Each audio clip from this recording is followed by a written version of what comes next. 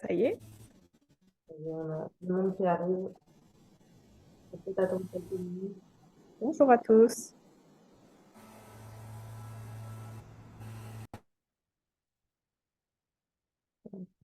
Tu vois les participants, c'est bon. Ouais. Combien? On va peut-être attendre, je sais pas, 11h05 pour Ouais, commencer, que tout le monde arrive. allez, on Si attend un ça petit va à peu tout le les, monde. les retardataires.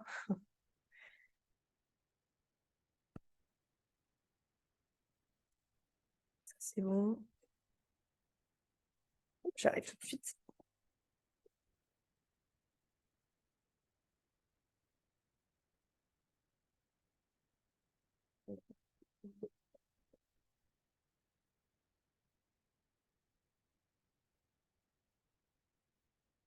Ça arrive au fur et à mesure.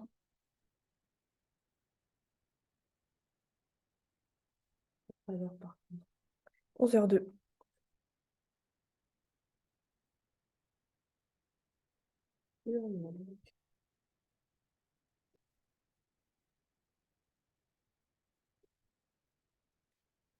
Un petit message à Mélanie. Le lien.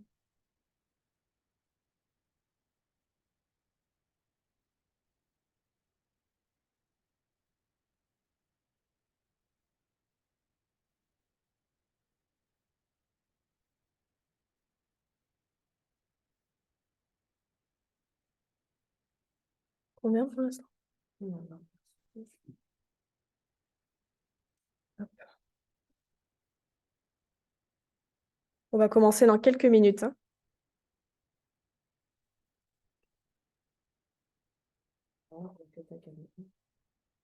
Tu vois Anne-Laure aussi? Je la vois, t'inquiète.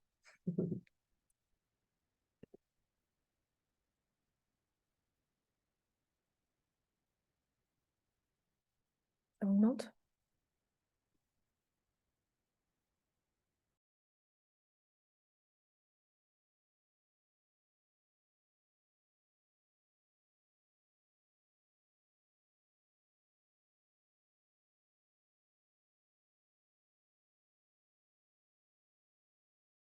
Du coup, on va peut-être commencer pour honorer ceux qui sont arrivés à l'heure. Allez.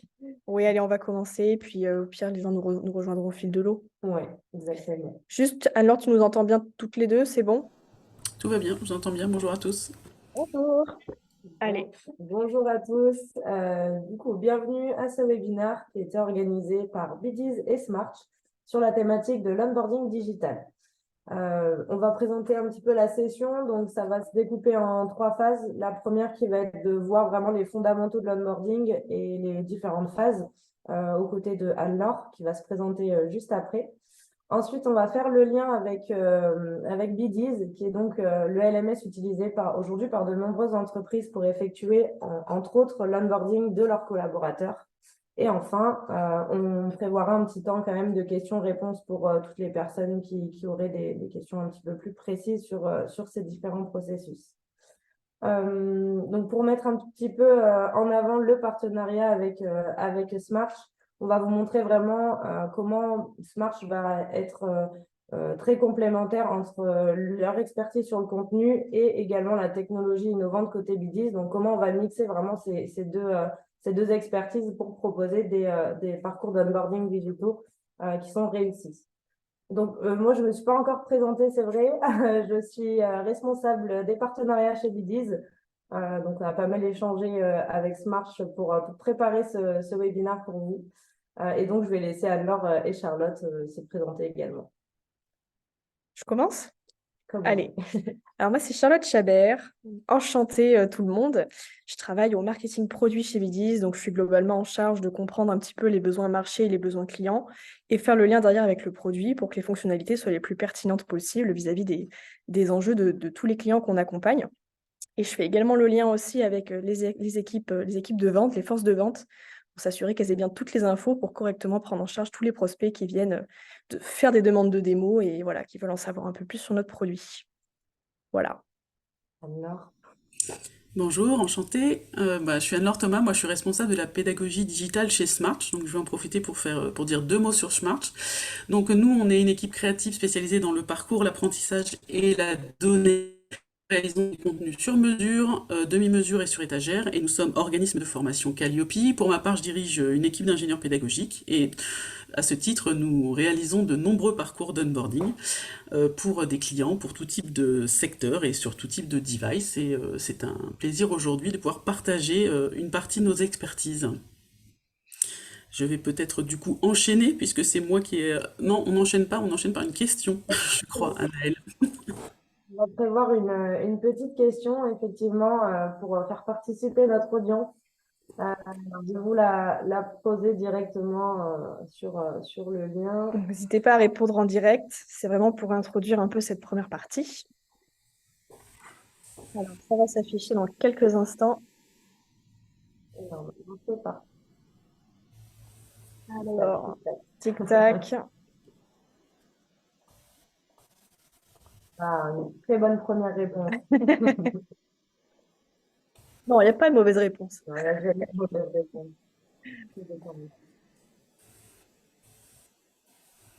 Première question. Avez-vous un processus d'onboarding? Intéressant. Tac.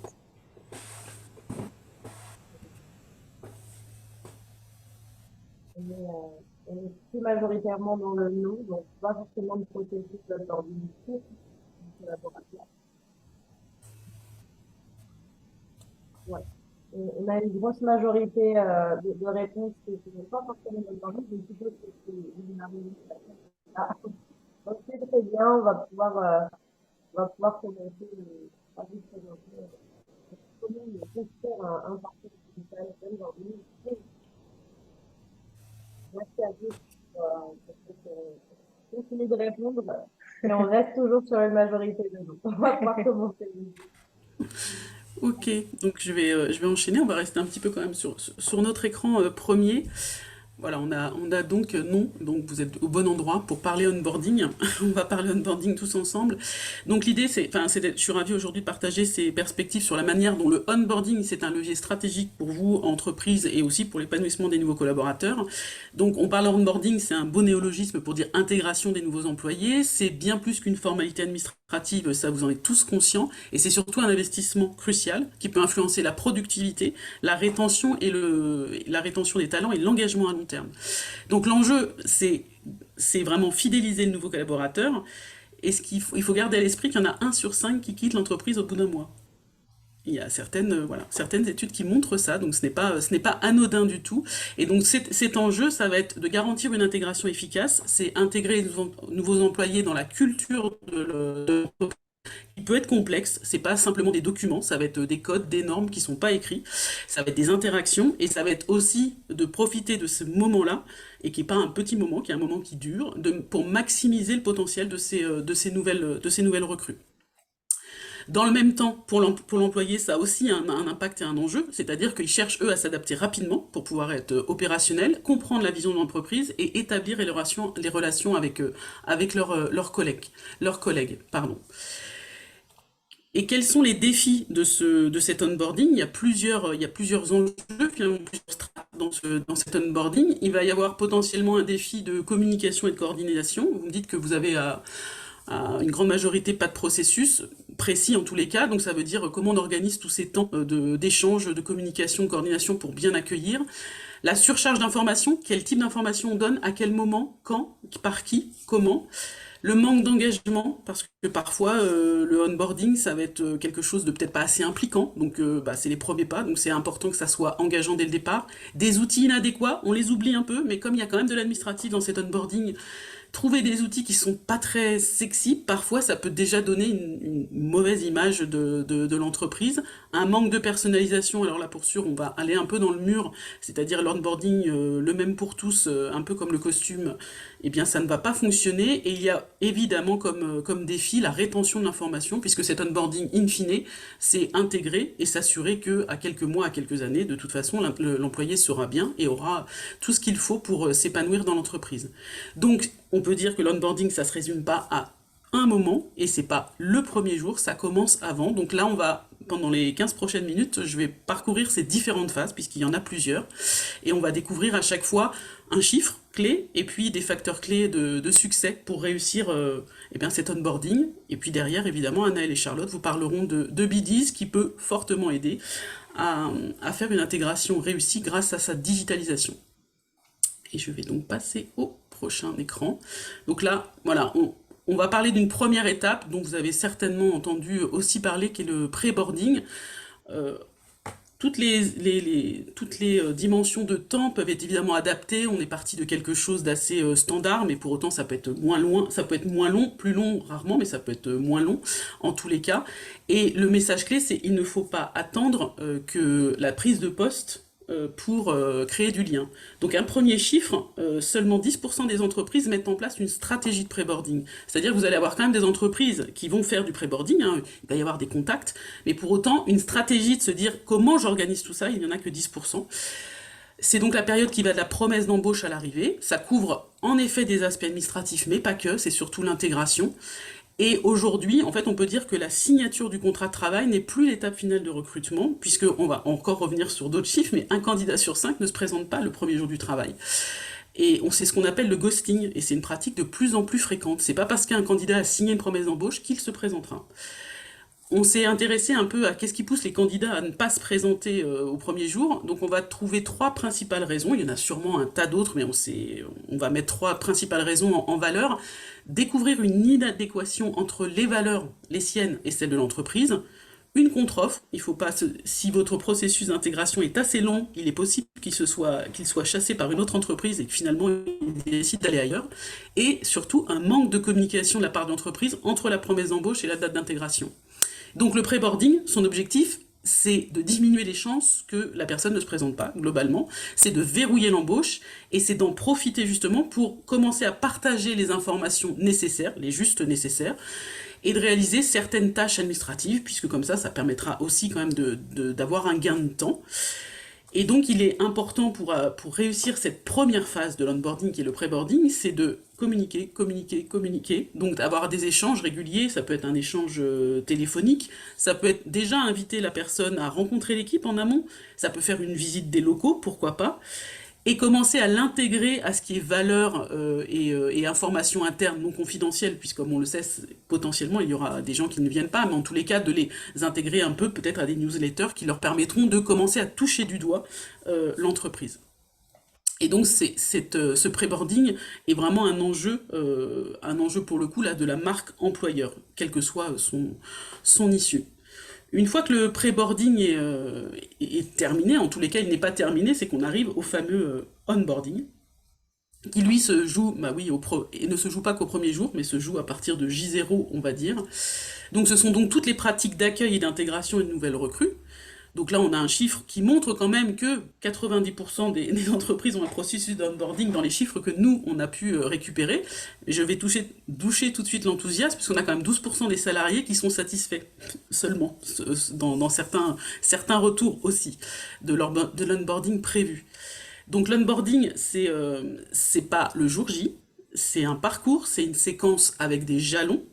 C'est pas de se demander qu'est-ce qu'on va faire pour le premier jour seulement. Et même si le premier jour est déterminant pour un peu impliquer, en tout cas intégrer le nouveau collaborateur. Donc il va falloir se familiariser, se socialiser avec l'équipe, le manager, l'entreprise. C'est intégrer un poste, c'est intégrer toute l'entreprise, donc un système entier. Donc ce que n'est pas le onboarding, c'est pas juste la première journée, ça s'arrête pas à l'accueil, c'est pas juste un moment de team building, c'est pas le premier déjeuner qu'on fait avec son équipe, et c'est pas simplement intégrer un poste, c'est bien intégrer l'entreprise entière. Vous allez me dire, des fois vous avez sûrement entendu, oui bon, j'ai pas vraiment de démarche d'intégration, mais bon, j'en suis pas morte, ou j'en suis pas mort, ou alors c'est un peu aux salariés aussi de s'intégrer, certes, mais il faut se dire que si on économise ou si on rogne un peu sur l'onboarding, on va s'exposer à 3 effets de bord, 3 situations dont on se passerait beaucoup. Déjà, le départ volontaire du nouveau salarié dans la première année, donc on parlait du premier mois, mais dans la première année c'est aussi assez régulier. Et on va tout de suite mettre des coûts en face, c'est-à-dire que vous avez investi dans du recrutement, de la formation, du management, et ça a un coût. Donc il y a plusieurs chiffres qui circulent, on est entre 20 et 30 000 euros par salarié qui s'en va. Donc forcément c'est un vrai manque. Et en plus, c'est d'autant plus dommage si le salarié, il avait quand même beaucoup de potentiel. Ça va aussi avoir un effet de bord sur l'inertie, enfin, ça va avoir une inertie dans la montée en compétences. Si jamais vous ne structurez pas, vous ne mettez pas en place ce processus, vous ne l'organisez pas, la personne ne sait pas trop ce qu'elle a à faire, dans quel rythme, quelles compétences, quel suivi, quel contrôle.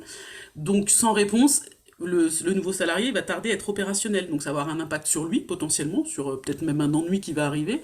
Et puis, ça va aussi vous affecter en tant qu'entreprise, bien évidemment.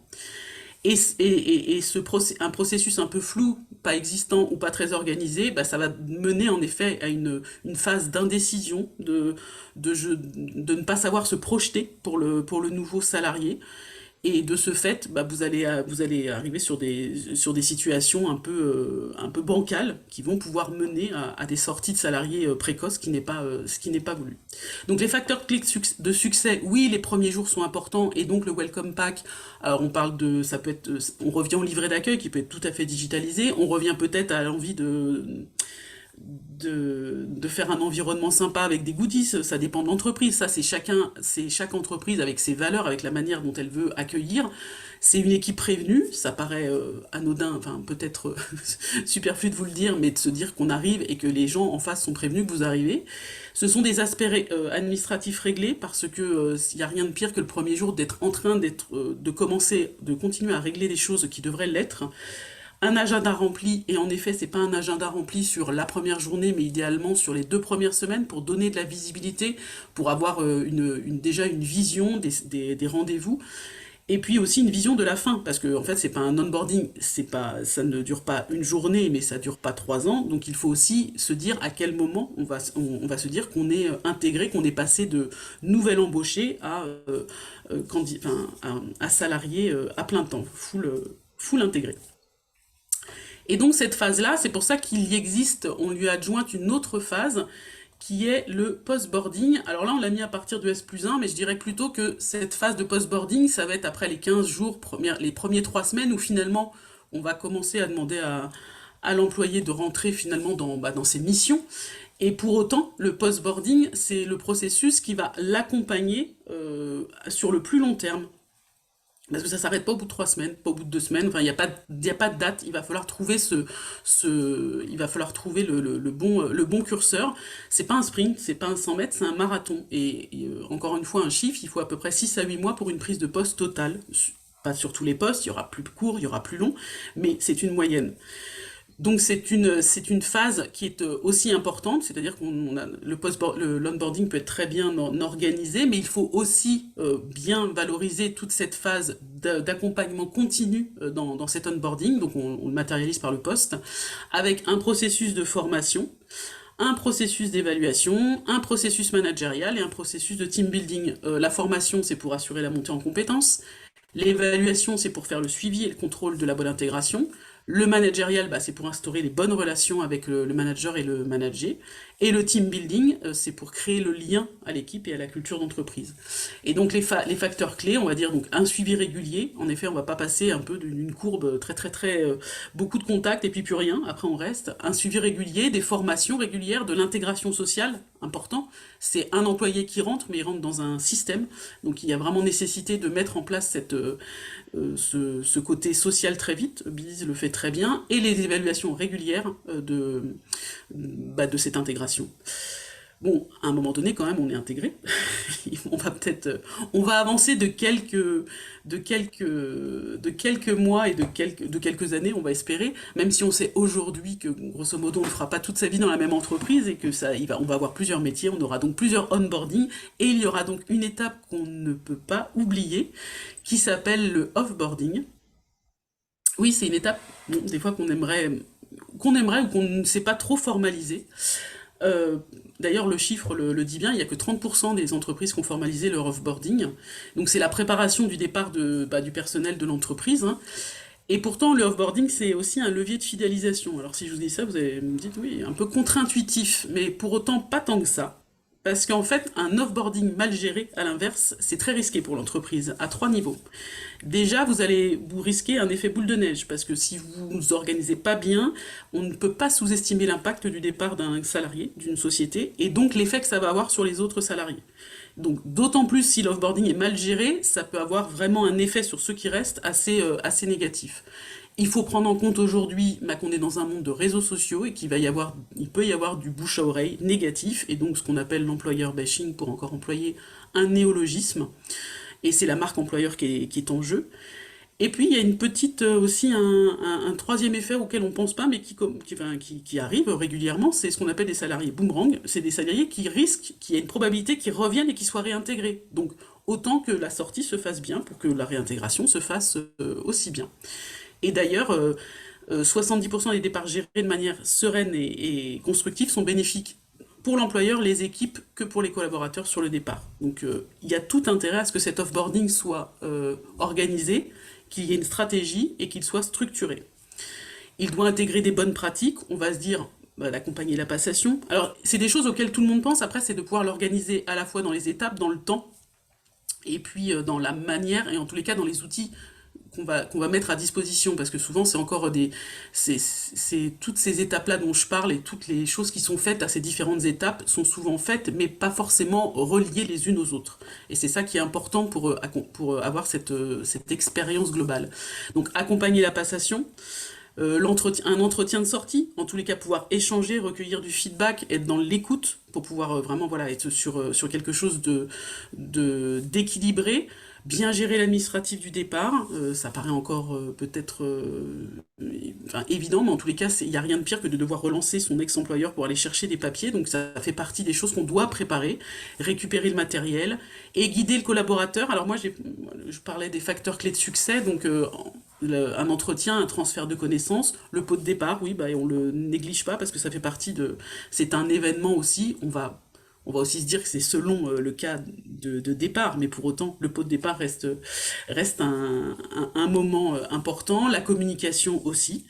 Un administratif en effet, et vous voyez un petit mot qui s'appelle FAQ, c'est de se dire que quand on organise finalement, à chaque fois que des personnes partent, je pense que les mêmes questions se posent et les mêmes problématiques se posent. Donc si on est capable d'avoir anticipé, un peu nourri toute une FAQ, en tous les cas, un endroit où il va pouvoir trouver des réponses, ça sera bien plus simple pour le collaborateur comme pour l'équipe, le manager, d'accompagner ce départ.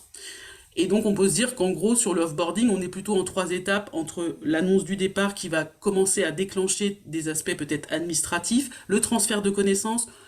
Il n'y a pas que la connaissance, ils vont partir avec... il y a des savoir-être et des savoir-faire qui partent aussi, et donc on se dit aussi qu'à ce niveau-là, ça va être de la...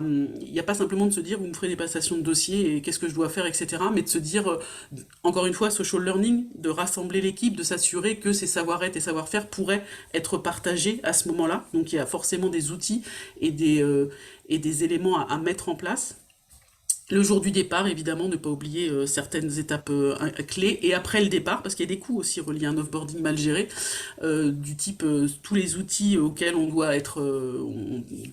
on doit être supprimé, le nettoyage des outils aussi qui était personnel, de s'assurer qu'on va faire ça en temps et en heure, et pas que quand le nouvel arrivant arrivera, récupérera quelque chose qui n'était pas clean, en gros. Ça, voilà, c'est un peu un cercle vertueux qui fera que l'onboarding sera toujours maximisé. Donc vous me direz, là, on est passé à l'offboarding, on a terminé. Non, il reste un petit boarding dont je voulais vous parler, qui s'appelle le crossboarding. Simplement, ça, c'est la mobilité interne. C'est-à-dire que, quelque part, quand l'employé va évoluer au sein de l'entreprise, finalement, c'est un peu comme un retour à un onboarding. Parce qu'il y a aussi des étapes à suivre de manière... C'est pas simplement je passe d'un bureau à un autre, je monte un étage, je vais avoir... non, il va y avoir aussi un parcours, alors il va être réduit certes, mais il ne faut pas sous-estimer ce processus pour penser aussi. C'est pas parce que voilà, j'ai bien onboardé, mais après quand je vais passer d'un service à l'autre ou quand je vais évoluer, ça va être un peu, ça peut être plus mouvant. Dans tous les cas, ça doit toujours rester structuré, puisque ça va aussi faciliter la rétention, là pour le coup, des personnes, des employés à long terme, parce que ça veut dire que on prend soin de moi à chaque étape. Voilà. Donc les facteurs clés de succès, bah, ça va être encore de la remise de la formation, ça va être peut-être la présence d'un mentor, d'un référent, un kit de bienvenue, bah oui, on change de service, bah quelque part on intègre une autre partie du système de l'entreprise et on a nécessité à être accueilli. Et puis si on prépare tout ça en amont, c'est-à-dire si on a déjà des outils ou des endroits où on peut déposer du témoignage, de personnes d'employés qui sont déjà dans ces services, qui ont bougé la manière dont ça se passe, vous allez faciliter aussi ces processus de cross-boarding et donc vous allez faciliter la rétention de talent, encore une fois, au sein de l'entreprise. Je crois que j'en ai fini. Je vous ai beaucoup parlé de boarding, boarding, boarding. Il y en a plein. Mais voilà, pour vous dire que derrière onboarding se cache une réalité plus complexe, qui est complexe par le fait qu'il y ait pas mal d'acteurs, qu'il y a de nombreuses étapes. Mais c'est là que justement la mise en place d'un outil intelligent qui vous permette d'automatiser, de gagner du temps et de fluidifier et d'avoir une expérience sans couture, c'est ça que vous allez avoir comme de facteur clé de succès global. Et donc à ce moment-là, je vais laisser la parole à Anaëlle et Charlotte. Merci. Donc oui, effectivement, on voit que pas beaucoup d'onboarding, mais même quand il y a de l'onboarding qui nous a préparé, il n'y a pas forcément de taux de satisfaction, donc on va peut-être pouvoir voir comment derrière, peut-être au niveau de la forme, plus que du fond, on va pouvoir également animer et engager les collaborateurs dans leur onboarding. Alors pour ça, oui, je vais encore lancer une petite question et c'est parti. Une autre question sur l'onboarding et cette fois-ci plutôt digital. Avez-vous un outil digital pour réaliser votre onboarding? Ça fait le lien aussi avec la présentation de Bidis juste Bien après. sûr. Ok. Je vous laisse répondre. Les réponses arrivent. Ouais, toujours, on est toujours plus dans la majorité de non. On a une personne Ça tombe bien. qui n'y trouve pas forcément d'utilité, Ok, l'outil digital pour intéressant. l'onboarding. Ouais, on a une grosse majorité qui est plutôt sur le non. Bon, maintenant, on va du coup faire la transition effectivement avec comment retranscrire les parcours d'onboarding vers le digital, donc à travers Bidiz, et c'est Charlotte qui va prendre la parole. Alors, rebonjour et bonjour à ceux qui nous ont rejoints entre-temps. Alors, j'ai les réponses au sondage qui s'affichent. Alors, ok, intéressant. Alors là, je vais vous parler un petit peu de Bidiz. Donc, Bidiz, c'est évidemment un outil digital, un LMS.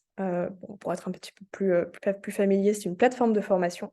Donc, il a vraiment été pensé pour accompagner la montée en compétences donc, de tous les acteurs, de toutes les industries confondues, mais quand même avec un fort axe terrain. On a vraiment été co-construit aussi avec des entreprises du terrain. Alors, qu'est-ce que c'est le terrain? Ça va être les entreprises qui ont, par exemple, des forces de vente en point de vente, des ouvriers, des techniciens, des commerciaux itinérants, vraiment toutes ces personnes qui ne sont pas forcément au bureau et qui, du coup, sont lésées aussi quelque part dans la formation parce qu'elles n'ont pas forcément accès aux dispositifs qui sont mis en place en interne. Donc, notre LMS est composé de 3 choses très importantes. Donc, vous avez à gauche une interface administrateur, donc une interface vraiment pour piloter la stratégie de formation, pouvoir suivre les statistiques aussi. On a tout un volet vraiment reporting qui est très intéressant et qui va vous permettre, vous, de pouvoir mesurer l'impact en tout cas de cet outil sur votre onboarding et sur votre stratégie plus globale.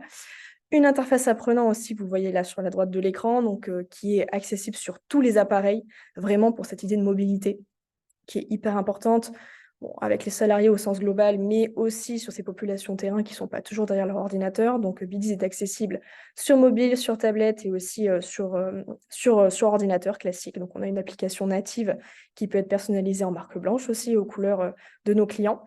Et enfin, troisième point très important, c'est notre outil auteur intuitif qui est directement intégré du coup côté interface administrateur, qui va vraiment permettre soit de capitaliser sur du contenu que vous avez déjà, parce que des fois on a déjà des dispositifs de formation en interne, on a déjà des PowerPoint, on a déjà des PDF explicatifs. Donc l'outil a été pensé pour pouvoir capitaliser sur ce savoir-là, qui va le retranscrire vraiment de manière intelligente et automatique en module de formation beaucoup plus court. Et aussi, bien sûr, tout le volet création de contenu. Donc, on a pas mal d'intégrations aujourd'hui qui permettent de faciliter cette création, à la fois côté textuel, design. Et on a aussi de multiples intégrations, dont des intégrations H5P, pour proposer du contenu vraiment très varié, très gamifié, très engageant.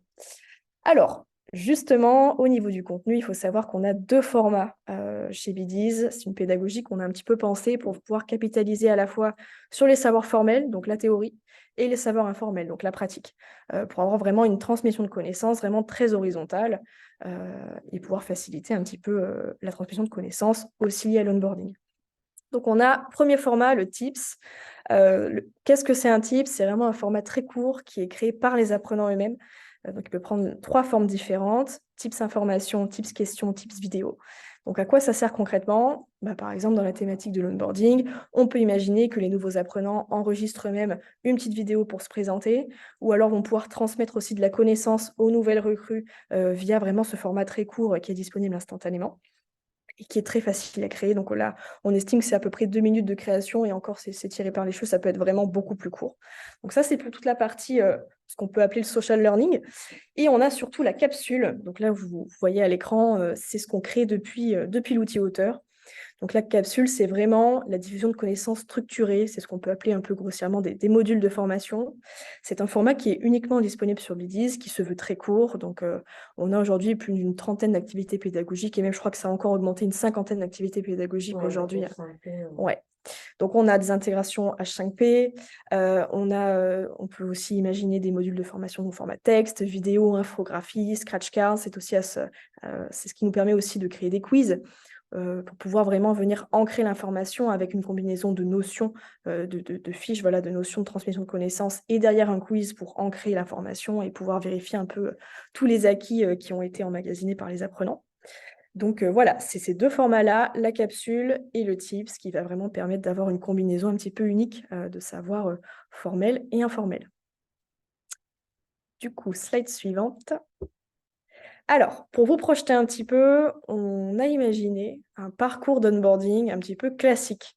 Donc, toute ressemblance avec des personnes réelles est complètement involontaire. Donc, on va partir de ce persona, Vincent, donc, qui est sales manager, du coup, qui travaille dans l'équipe commerciale. Il est en train d'agrandir son équipe.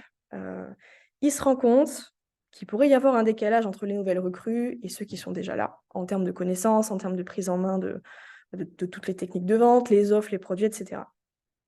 Il utilise déjà Bidis depuis quelques mois donc dans son équipe et il décide de se servir de la plateforme, c'est la petite nouveauté, pour l'onboarding et pour faciliter l'intégration de ces nouveaux membres qui arrivent. Donc pour cela, il va passer à ce qu'on appelle la phase de pré-boarding. Donc il va préparer vraiment l'arrivée de ces nouvelles personnes. Donc il va tout d'abord, dans un premier temps, partager les accès à Bidis à ces nouvelles recrues. Il les ajoute directement dans l'interface administrateur que je vous ai montré précédemment et il va les affecter à des groupes. Donc là, il va créer un groupe nouvelle recrue, ce que vous voyez à l'écran, et il va venir affecter ces nouvelles personnes à ce groupe derrière pour pouvoir leur diffuser du contenu d'onboarding vraiment automatisé et que tout le monde va pouvoir recevoir en temps et en heure. Donc ensuite, il va créer une première capsule d'introduction qui va apparaître à la première connexion du coup des apprenants sur l'application, donc ces nouveaux arrivants qui sont onboardés. C'est une capsule qui contient différentes fiches, dont une fiche de ce qu'on appelle le micro-doing. Donc, ça va être par exemple une checklist qui sera à faire obligatoirement en fin de capsule et qui va pouvoir les guider un petit peu sur les documents qu'ils vont devoir amener tous pour leur première journée. Alors, je te laisse cliquer sur le...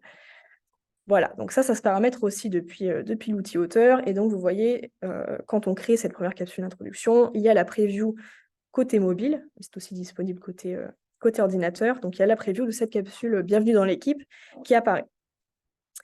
Donc, une fois qu'il a créé cette fiche, il ajoute du coup les apprenants à cette communauté depuis l'interface administrateur et du coup, il leur donne de fait l'accès au parcours d'onboarding, aux capsules qui leur sont attribuées et du coup, ils ont tous les éléments en fait pour leur arrivée. Donc, le jour J. Donc là, bien sûr, gain de temps énorme pour les équipes. C'est un processus, Vincent se rend compte que le processus peut être répété et automatisé, donc ce qui est quand même hyper pratique.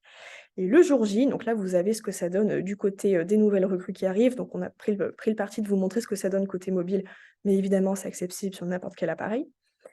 Donc, là, le jour J, les apprenants ont beaucoup de formalités administratives à réaliser. Donc là, si vous voyez bien sur le visuel, il y a la fameuse fiche de micro-doing qui apparaît donc à l'écran, que Vincent a paramétrée sur le back-office, et qui vraiment donne toutes les tâches à réaliser en fait sur cette première journée.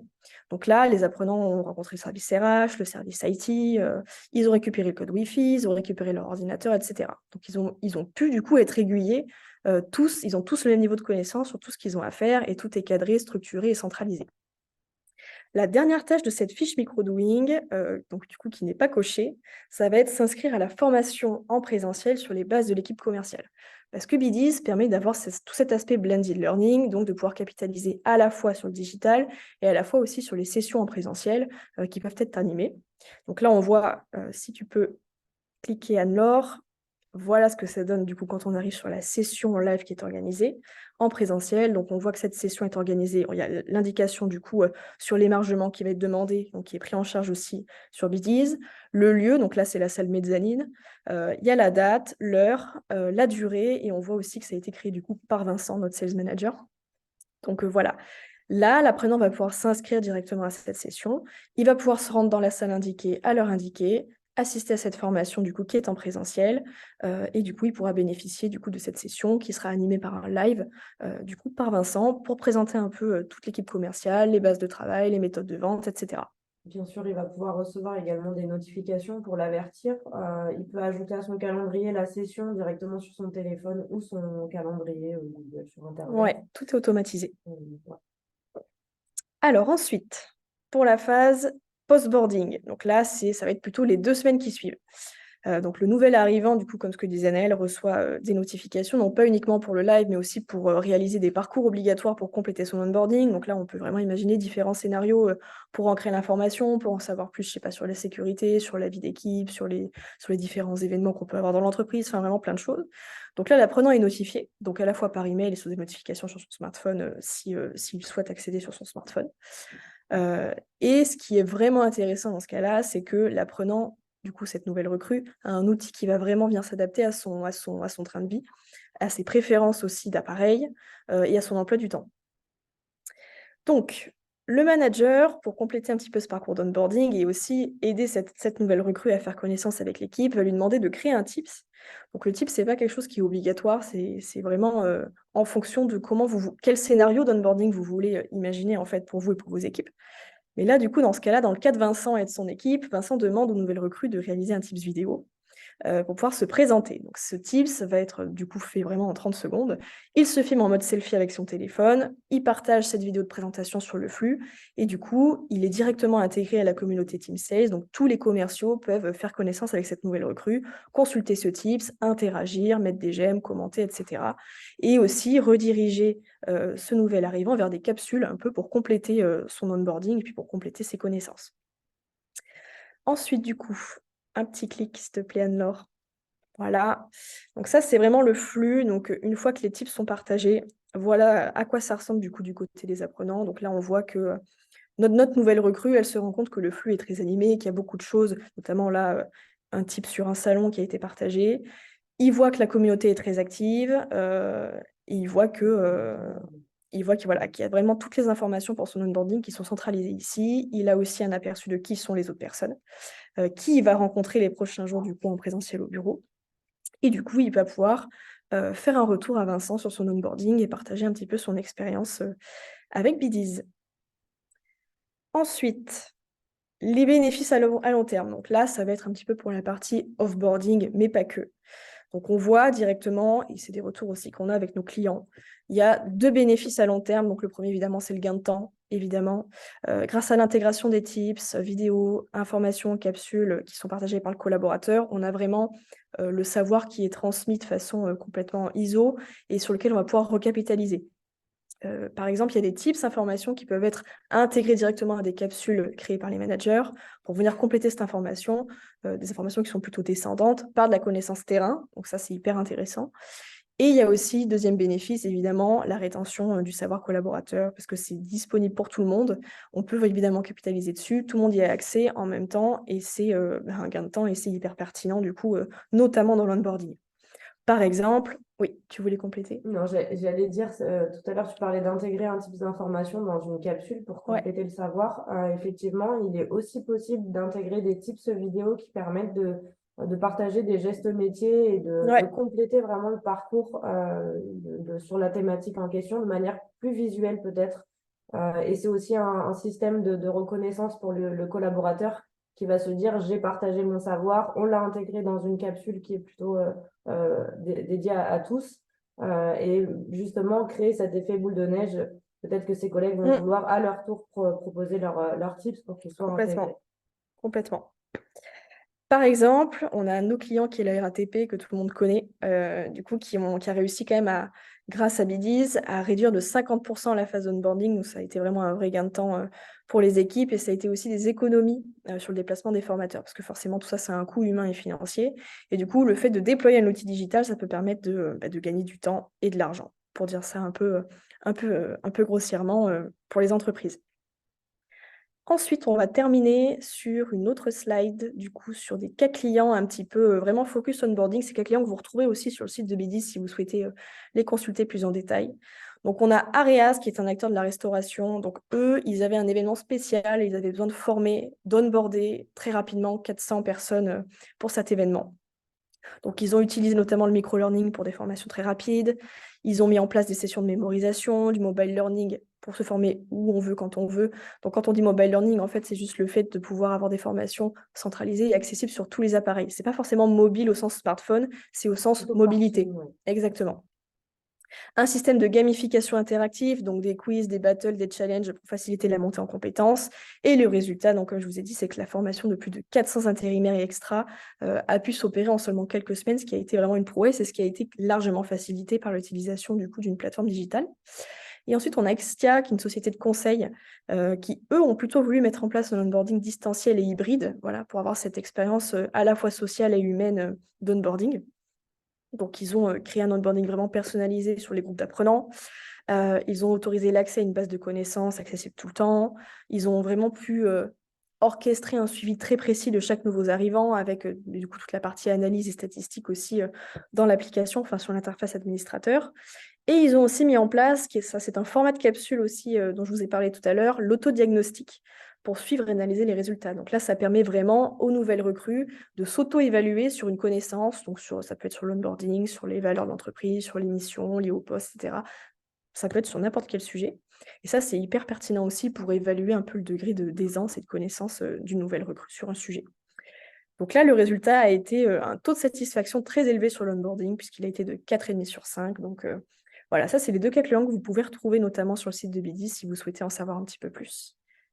Et voilà. Donc, merci Charlotte pour ta présentation. Merci. Donc là, effectivement, on a bien vu comment on va pouvoir mettre en place la stratégie de contenu à la fois côté Smart et la stratégie plutôt digitale côté Bdiz. Donc effectivement, on voit qu'en mélangeant les deux, on va pouvoir créer quelque chose de beaucoup plus sympa et engageant pour l'apprenant. C'est vrai qu'on n'a pas trop évoqué la partie gamification et vraiment toutes les choses qu'on met autour, le côté ludique aussi qu'on met autour des contenus avec des systèmes de points, des avatars qui vont évoluer, ces avatars qui sont peut-être complètement personnalisés aussi à l'instar de l'entreprise. Donc, c'est vraiment ce que disait aussi Anne-Laure tout à l'heure, c'est d'imprégner vraiment le collaborateur à travers ce parcours pour l'intégrer vraiment fondamentalement dans l'entreprise. Et ce webinaire touche à sa fin. Enfin, Oui, pardon, Anne-Laure, je t'ai coupé. on ne touche pas à sa fin, c'est qu'on va pouvoir ouvrir les questions. Et d'ailleurs, il y en a deux, et donc Voilà, ce sont les il y en questions. a au moins, il y en a quelques-unes. Et n'hésitez pas d'ailleurs à poser d'autres questions. En effet, par rapport à tout ce qui a été dit aussi, si on refait le lien avec nos étapes, c'est sûr que toutes ces étapes prises de manière isolée peuvent faire peur. En tous les cas, on peut se dire que c'est beaucoup de choses à mettre en place et c'est bien pour ça qu'aujourd'hui, peut-être le onboarding n'est pas géré de manière aussi simple et aussi fluide. Et l'outil digital, alors je pense à cette personne qui n'y voyait pas forcément l'utilité, l'outil digital va permettre un peu de centraliser un certain nombre d'aspects et de s'assurer de la fluidité et de rassembler tous les acteurs au même endroit aussi. Donc je pense que aussi ça c'est important à souligner.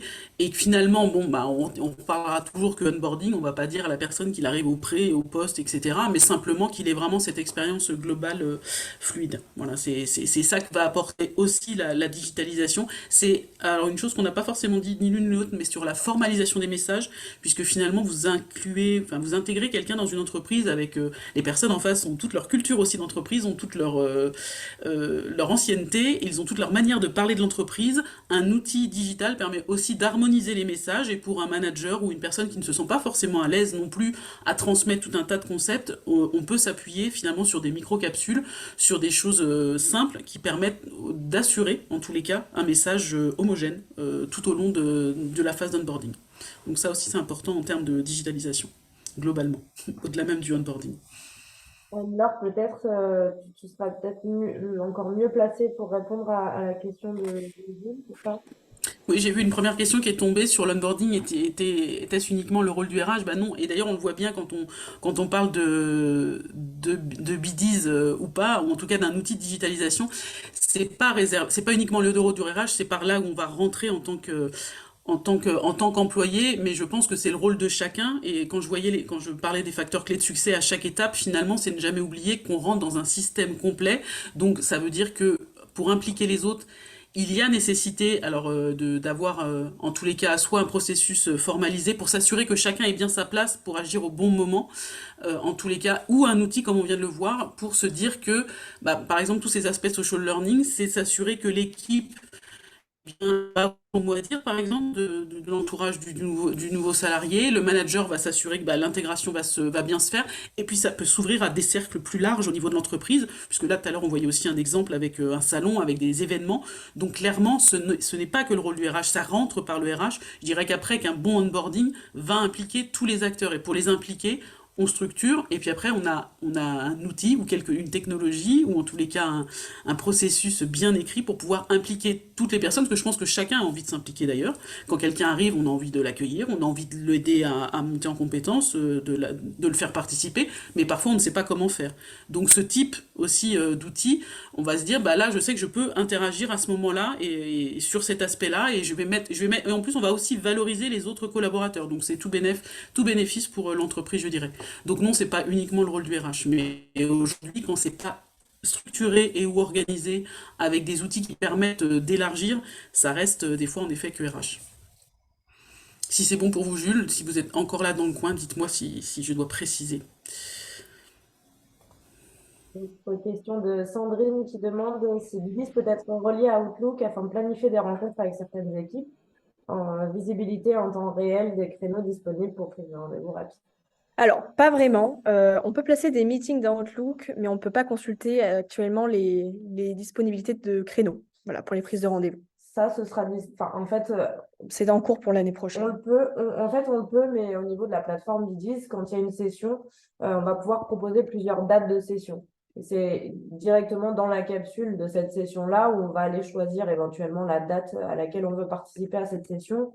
Après, c'est un système de paramétrage, bien sûr, hein, au niveau de l'administrateur qui va décider de pouvoir s'inscrire à une ou plusieurs sessions, d'avoir, par exemple, un nombre maximum de personnes sur des sessions. Et donc, il aura la liste déroulante des différentes sessions avec différentes dates. Et à ce moment-là, quand il choisira sa date, il pourra l'intégrer directement dans son calendrier.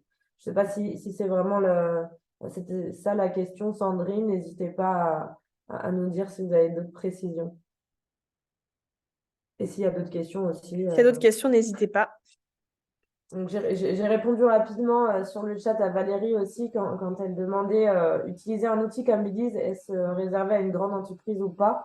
Non, pas vraiment.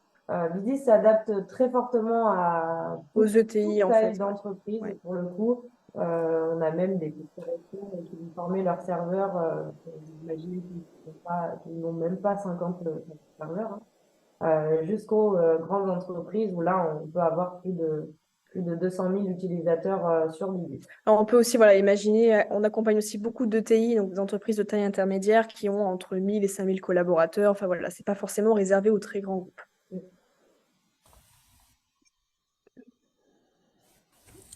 Est-ce qu'il y a d'autres questions N'hésitez pas, on est là pour vous. Après, vous pouvez vous poser la question de tout ça, c'est très intéressant comment je commence. Et c'est vrai que vous avez deux acteurs face à vous. Et donc l'idée, c'est que surtout si vous faites partie des personnes qui ont dit qu'ils n'avaient pas forcément un processus, mais je pense qu'il y a plein de choses qui existent au sein de vos entreprises.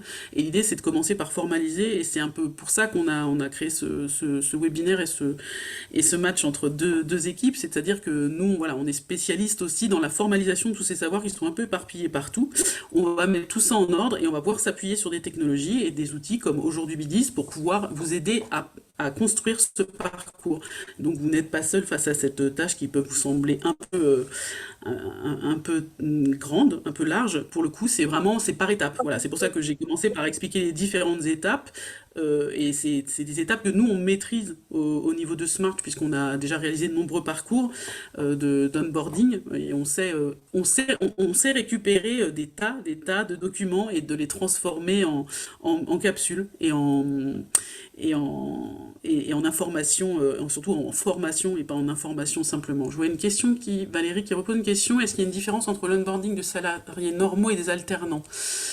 Alors, d'office, je dirais pas vraiment, parce que je pense qu'un alternant est un futur salarié à un moment donné si on investit dans un alternant, dans la personne, dans cette personne-là, on estime qu'à la fin de son alternance, il pourra intégrer la société. Là, je dirais que la seule différence, c'est que l'alternant est encore à un niveau potentiel d'apprentissage, en tous les cas plutôt junior. Alors après, il y a des reconversions, mais souvent sur l'aspect junior, il va y avoir un accompagnement peut-être renforcé encore plus, puisque les codes, alors au-delà des codes d'une entreprise, les codes même du monde du travail sont peut-être pas forcément encore acquis, et donc il va falloir peut-être penser à des phases plus prégnantes en termes d'accompagnement, donc d'avoir le onboarding dont j'ai parlé, on a parlé à un moment donné d'un mentor ou d'un référent. Bon, bah, en alternant, on a un maître d'apprentissage, mais pour le coup, là, ça devient important d'être accompagné tout au long du onboarding, encore plus que le salarié, comme vous dites, normal, qui lui a peut-être l'habitude de ce type de processus. Mais sinon, je trouve que ce sont les mêmes étapes par lesquelles on devrait passer. Oui, d'ailleurs, j'avais pas, j'y ai pas, je l'ai pensé. On est toujours post-Air Covid, on y sera maintenant pour toute la vie, pour le coup. Mais vraiment, il y a aussi le fait qu'il faut penser cet onboarding et l'outil digital devient de plus en plus prégnant et intéressant. C'est sur la l'hybridation du travail. Aujourd'hui, il faut prendre en compte ces nouveaux modes de travail. Donc, ça veut dire aussi que l'outil digital va être très intéressant versus quand les personnes étaient là 5 jours sur 5 dans les locaux, ils ne le seront plus. Donc cet outil et ce social learning va permettre de garder ces liens. Sandrine a précisé sa question.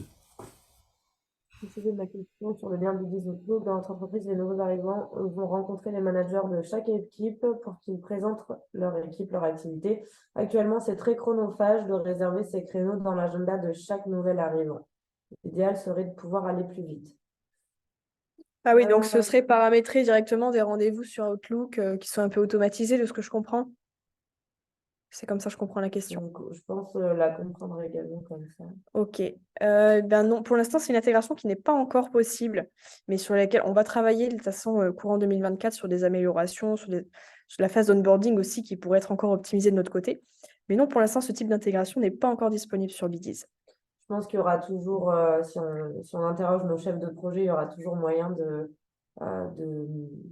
passer à côté des fonctions qui sont pas encore très directes ou pas de ces fonctions qui n'est pas forcément direct sur Bidiz. Oui, Mais par exactement. exemple, en créant une session par équipe, et dans ce cas-là, on aurait des plages horaires en fait, qui sont directement décidées par cette équipe ou par les managers de chaque équipe.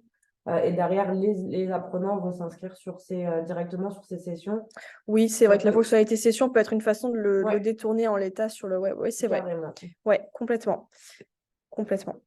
Après, c'est vrai que Bidiz très largement s'intègre fortement avec l'écosystème de l'entreprise, hein. C'est le but aussi, on le disait tout à l'heure avec Anne-Laure, le but est de fluidifier vraiment tous ces parcours, que ce soit de l'onboarding ou même de la formation en continu. Ça va être de pouvoir avoir des nouveaux arrivants qui s'ajoutent automatiquement dans le LMS, qui sont directement affectés au contenu de qualité d'onboarding qui leur sont dédiés. Donc, voilà, il y a pas mal d'intégrations qui font qu'on va pouvoir automatiser vraiment une grosse partie de toutes ces choses-là. Sandrine, n'hésitez pas, si vous voulez prendre rendez-vous avec nous, on pourra vous donner des réponses peut-être même plus personnalisées si on a mal compris la question. Donc, n'hésitez pas à nous contacter. Et n'hésitez pas aussi d'ailleurs sur le site internet de Bidiz à pouvoir réserver une démonstration. On a nos experts qui prendront le relais avec vous et qui feront une découverte un petit peu de votre projet, de vos questions et qui sont là aussi pour répondre à vos questions et évaluer le besoin. Donc vraiment, n'hésitez pas. Bidiz.com. On va faire pareil, smarch.fr. En tous les cas, bah, vous avez nos trois noms. De toute façon, n'hésitez pas à vous connecter avec nous sur LinkedIn, ce qui nous permet de prendre contact assez rapidement aussi en général. Donc voilà, restons à vos dispositions après ce webinaire pour pouvoir répondre à toutes les questions que vous avez. Côté, je ne sais pas comment commencer mon onboarding parce que j'en ai plein dans les tiroirs et je ne sais pas par où commencer. Ou j'ai déjà commencé et je veux avancer et puis je veux avancer aussi avec un outil. Donc voilà, on reste bien évidemment à votre disposition. Pour ceux qui auraient peut-être des collègues ou d'autres personnes qui voulaient voir, bien évidemment, le webinaire sera en replay normalement à partir À partir de de début de lundi. semaine Ouais. prochaine. Sera disponible en replay, donc vous pourrez le revisionner, visionner et le partager. Et on vous l'enverra bien sûr par email, évidemment. Et, Donc oui, Valérie, vous aurez le support sous forme de replay, sans souci. merci Vous aurez les énormément. informations. Merci à tous. Je pense qu'on va pouvoir. S'il n'y a pas d'autres questions, on va pouvoir mettre fin au Si. webinaire. Ah, une question. Est-ce qu'on va recevoir le PPT Non, pour c'est Oui. ce que j'ai répondu, c'est qu'on a parlé du replay, donc tout allait bien. Top. Merci Valérie pour votre participation. Bon, bah écoutez, On se remercie, on vous remercie de votre temps, de votre écoute. On reste à votre disposition. merci beaucoup. Merci. Et Au puis bonne revoir. journée et puis bon week-end un petit peu en avance. Merci, au revoir. Au revoir.